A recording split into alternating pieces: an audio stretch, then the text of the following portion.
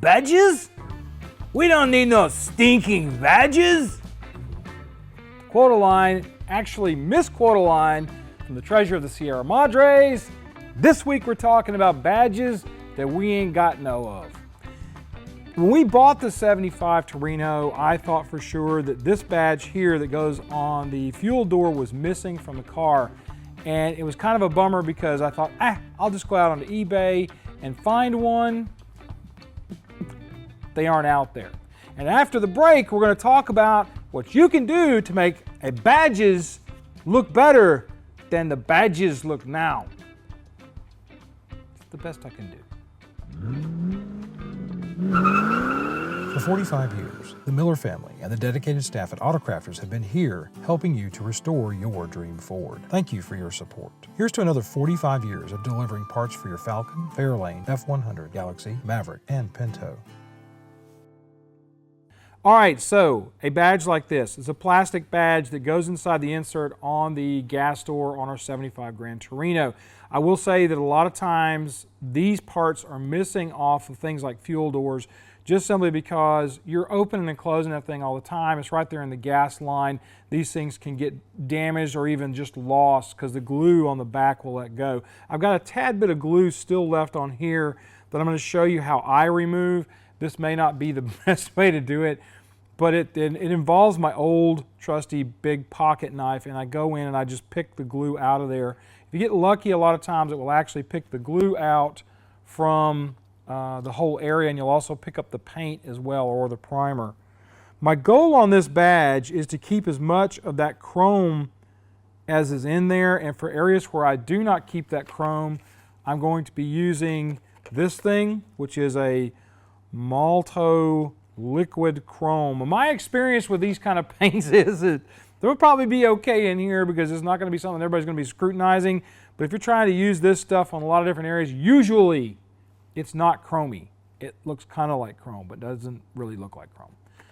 So the next thing I'm going to do is I'm going to show you briefly before we go any further how I go through and take this stuff off. I try to keep it away from me. Call me crazy, but I don't want to cut my finger off. Jackson would probably like to see that, but I really don't want to do it.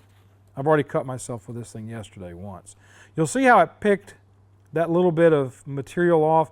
One thing I'll say is if you can see it, that is actually either a very bright silver paint that Ford put down on the backside of this before they put the primer down, or it is an actual thin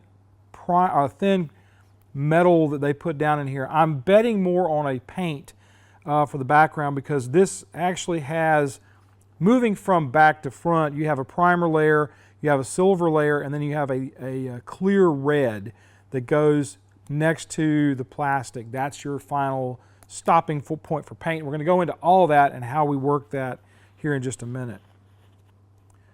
I'm just going to kind of show this, and then I'll work this off camera to get the rest of it up,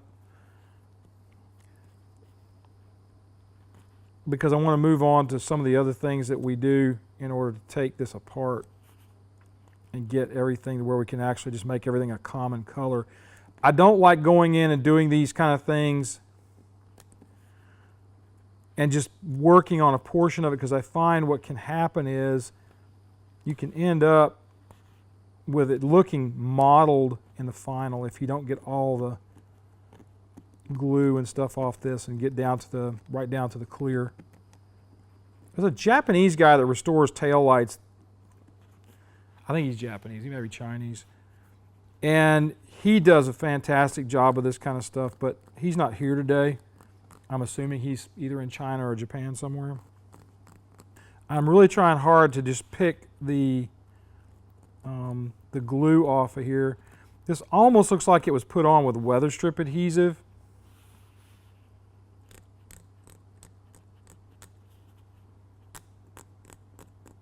Because I have a next step that I'm going to go to. You'll note too that I'm not worried so much about taking the center out of this.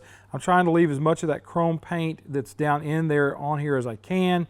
So I'm really trying to work pretty hard to not go too deep with this. It's going to be kind of hard to see, but there's areas even where the black is supposed to go down all the way into that bottom.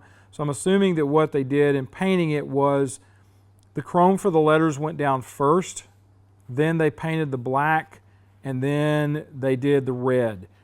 That's just an assumption on my part, but I'm going to stop with this in just a second here. All right, so what to do to clean the paint and primer off the backside of your badge.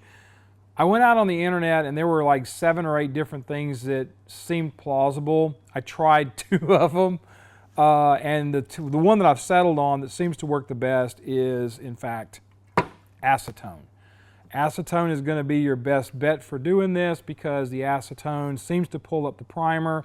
It'll also pull up the red paint, but it doesn't seem to be damaging any of the plastics on here. I would advise you to test first before you go and start doing a lot of work. Make sure it's not damaging the plastic. Sometimes you can use a product like acetone and it will go in and make a mess of the plastic, and then you'll have to sand buff and then cut and buff and then go in and make sure that everything's shiny, which you would use a product like. This is the metal polish that we use. It's called Autorestomod. That's what you'd want to do in the final. I'll show you that at the very end of this as well. So what I'm going to do is I'm going to pop my top on my acetone here. Get it out of the way of my camera guy. Yes, I know I used my knife on that. So, sue me. Here, oh, I got a flat blade.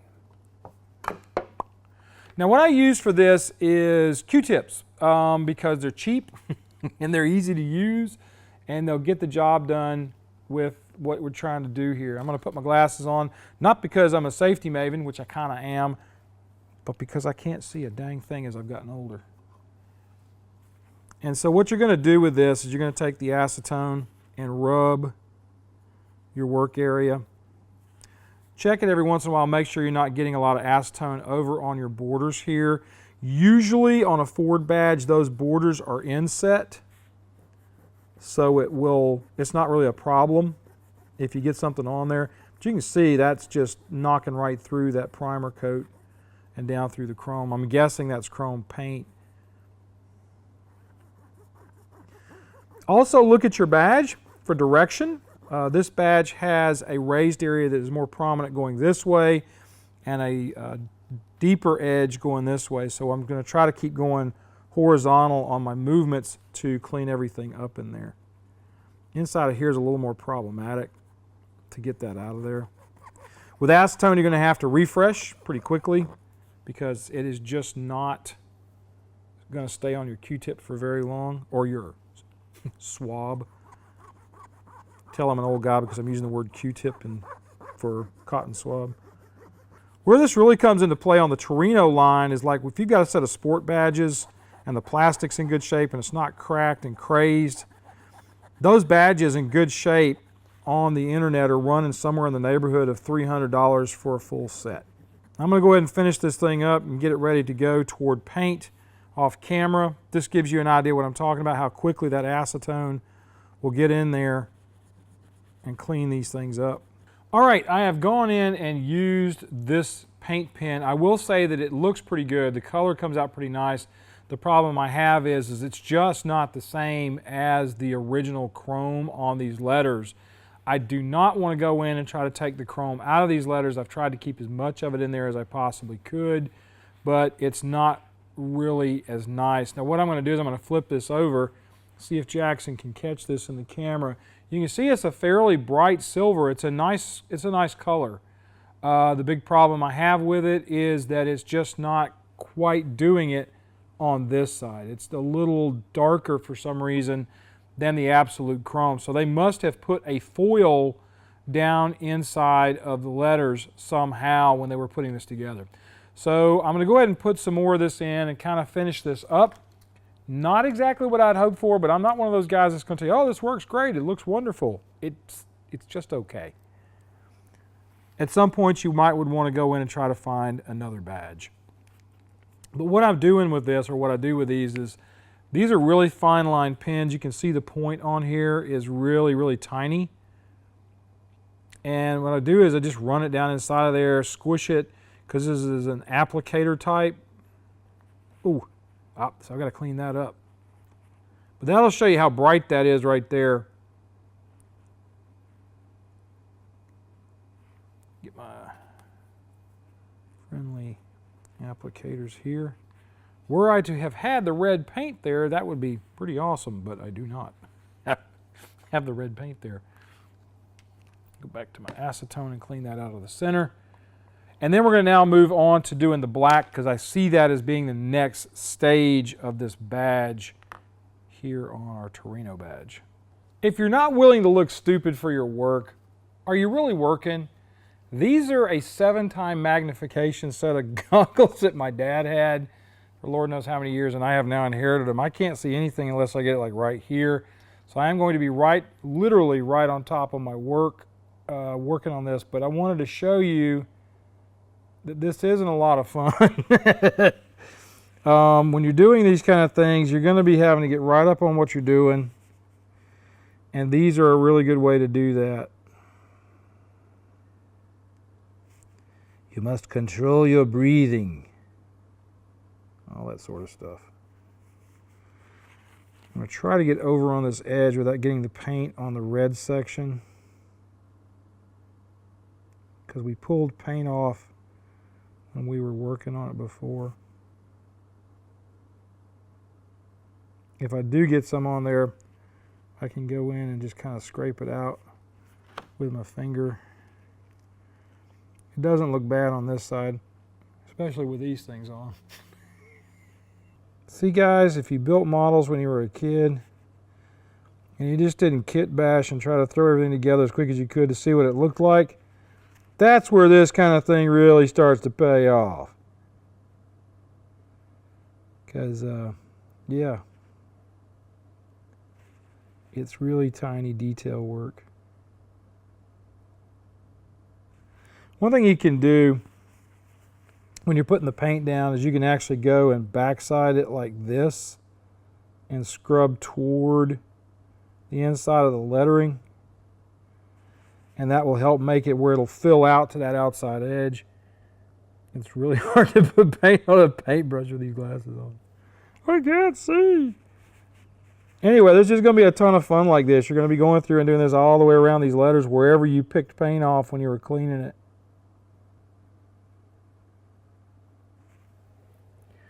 You must have nerves of steel to do this. I'm not going to continue to show you this. It's basically just going in and doing this around all the letters, all the way down to the sides of them, on the T, on the Torino. Always look at your badges to see what you've got, and I'm going to have to clean that out now because I tagged it with the brush. But this just gives you an idea of what I'm talking about when you're doing these kind of badges. All right, I'm going in and I'm applying the red now. And I'm trying to get the paint thin enough that it won't cause a problem with not being able to see the silver that we're going to apply to the back of it, and then the primer, which is how Ford did it. I'm not going to say that this is going to look just like what Ford did. It won't. But it'll certainly get you in the neighborhood, so it won't be as bad. You won't notice it as much at the shows. And I'm also still using my small brush for this. I can see the color through it. It's going to not be quite the same red. I've tried to go in and make it as close as I possibly can, but it's got a little bit more blue to it than the original red. The original red's a little dirtier, probably more toward a brown. And I could probably go fix that, but I'm not gonna. And this is just going to be a matter of me going through and touching up right up to the letters. I still use a small brush for this to kind of keep away from doing too much damage to the work I've already done with the black. All right, so what I'm going to do now is I've got this thing face up, and I'm just going to take a piece of tape and kiss that edge there. And I'm going to run this tape around that outside edge. Yes, I have to put my old man glasses on so I can see what I'm doing. I don't mind if the tape sticks up a little bit. I just want it to be enough so that you don't have any exposure on the sides of the badge. A little bit more tape. I think I probably will try that. I may go ahead and just try using the paint pen here to do a flood fill.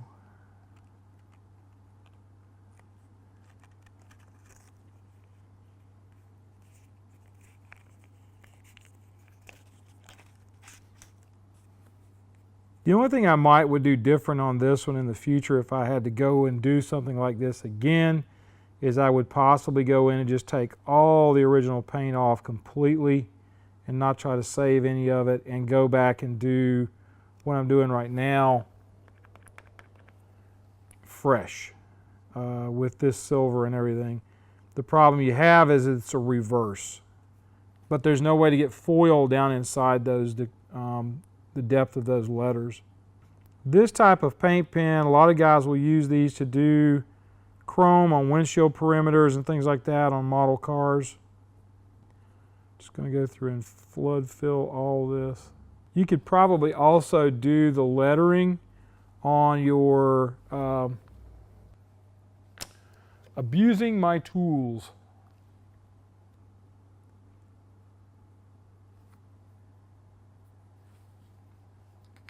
Ooh, big blob. Take your paint where you can. Okay. Poor Bill. My friend Bill Rodishin spent like an afternoon putting this top on here, and I have just absolutely abused it, and am continuing to abuse his work. He's got a channel, check it out. It's 6 Rounds Studio, putting the link down here below me. You need to go check out Bill's stuff. He does all kind of restoration work on his channel, really cool stuff. He's a master craftsman. All right, so now I'm going to go get some spray primer and I'm going to prime the back of it like Ford did. It's not going to be perfect, but it should be good enough.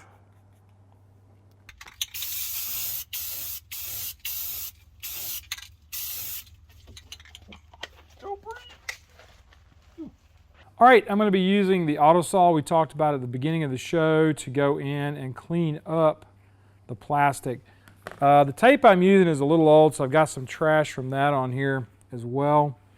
I'm just going to hold this thing down on the tabletop where I've got it, and I'm going to use the Autorestomod to polish that face. And I will also be working the edges as well.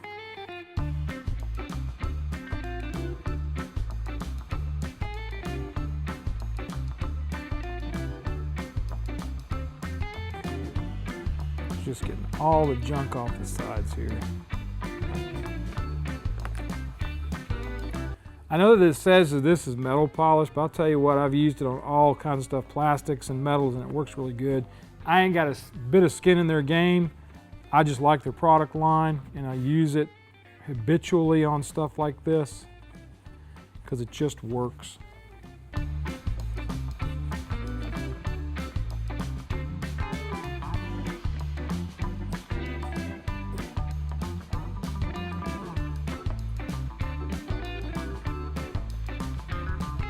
And there's your badge. It's not perfect by any stretch of the imagination, but you have to remember when you're doing this kind of stuff, and it's something that I sometimes lose sight of. When you are doing a project like this, you are dealing with a dramatic piece of minutia on your car. This is just a very small microcosm of the rest of the car. It doesn't have to necessarily be super perfect. I have a feeling that if you're looking at this from the perspective of a new car back in the day, there could be some problems within the badge that you just wouldn't notice because you're taking in the entire automobile. And that could be the case here. This thing will end up looking pretty darn good once we put it inside of the badge holder, so to speak, on the 75 Torino. All right, folks, well, that's it for this week. Do me a favor, be kind to each other, love on each other, treat each other very nice. You guys have a great week, and we'll see you on down the road. One little piece on the Torino. Button it up, put it on. You would use a product like this, the Autorestomod that we talk about a good bit on the show for that kind of activity. Oh, sorry, Jackson just told me it's upside down. Now it's right side up.